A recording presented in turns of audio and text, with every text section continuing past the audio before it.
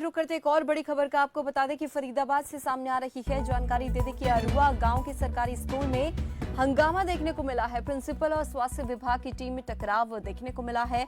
बाढ़ प्रभावित लोगों के लिए दवाई लेने स्कूल पहुंची थी टीम। स्कूल के प्रिंसिपल ने नहीं खोला स्कूल का गेट। 1 घंटे तक इंतजार के बाद टीम ने की शिकायत।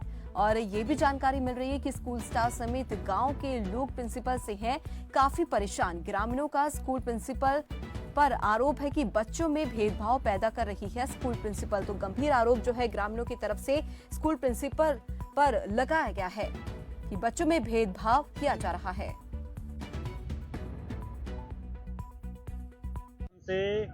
कम से कम भी 5 महीना है कि सारे स्टाफ ने हमसे शिकायत करी है कि भाई सरपंच साहब हमारे स्कूल में ये प्रॉब्लम चल रही है। मैडम हमें धमकाती है, काम करने नहीं देती, आप लेट आती है, हम टाइम से आ जाते हैं, लेकिन हमें फिर परेशान करती है। जो हमारा काम नहीं है हमसे वो भी करवाते हैं। यही शिकायत हमें जो 4th क्लास है या नॉन टीचिंग स्टाफ है उन्होंने भी यही कही है। तो मैं आपसे गुजारिश करता हूँ कि सारे स्टाफ को पूछ करके उनसे पूछो आपको क्या परेशानी है। अगर परेशानी है तो वो आपके चैनल पे खुल के बोले। उन्हें क्या डर है, किस चीज का डर है उन्हें? यहाँ पे गेट लगा हुआ था। यहाँ पे पहले जो बाढ़ आई हुई थी उससे समस्या से बेचारे जूझ रहे बंदे रहते थे, तो उनको वहाँ पे बरात घर शिफ्ट कर दिया है।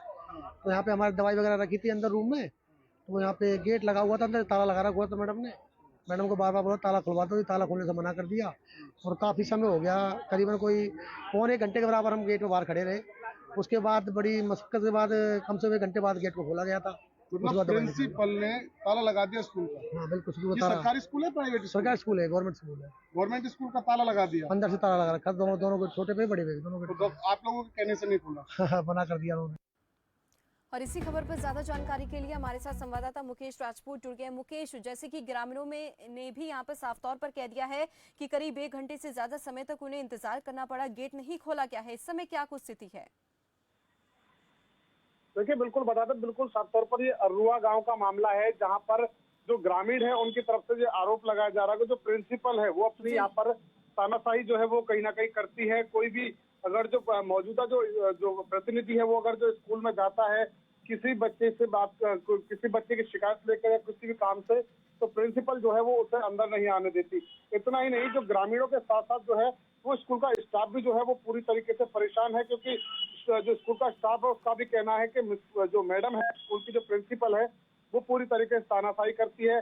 आप चाहे कितने भी बजे आ जाए, अपने आने के तुरंत बाद जो है वो स्कूल का गेट लगा देती है, ताला लगा देती है और फिर किसी को भी अंदर नहीं आने दिया जाता। तो साफ तौर पर कहीं ना कहीं आज का जो मामला था वो आज का मामला इस बात को लेकर था, क्योंकि जो बाढ़ है वो फिर से जो है वो अपने विकराल रूप में आ रही है। तो जो है स्वास्थ्य विभाग की ड्यूटी बाकायदा लगाई गई थी कि स्वास्थ्य विभाग की जो टीम है वो मौके पर पहुंचे और साफ तौर पर जो तमाम जो बाढ़ पीड़ित हैं उनके लिए जो है वो इलाज के लिए जो है वो काम करे। और जब स्वास्थ्य विभाग की टीम जब वहाँ मौके पर पहुंची तो साफ तौर पर कहीं ना कहीं जो है वो 1 घंटे तक टीम जो है वो बाहर खड़ी रही, स्कूल के बाहर खड़ी रही। कई बार प्रिंसिपल को शिकायत भी फोन करके बताया कि हम बाहर खड़े, हमारी दवाइयां अंदर है स्कूल के अंदर, उनको ले लेने दीजिए। परंतु 1 घंटे के जो है इंतजार के बाद जब गेट नहीं खुला तो जो है स्वास्थ्य विभाग की टीम की तरफ से उनके उच्च जो अधिकारी हैं उनको शिकायत दी। उसके बाद जाकर के कहीं ये ताला खुला है और उसके बाद जब बातचीत की गई तो उन्होंने कहा कि ऐसा है, मेरी मीटिंग चल रही थी और मैं अपनी मीटिंग के दौरान में दरवाजा नहीं खोलूंगी,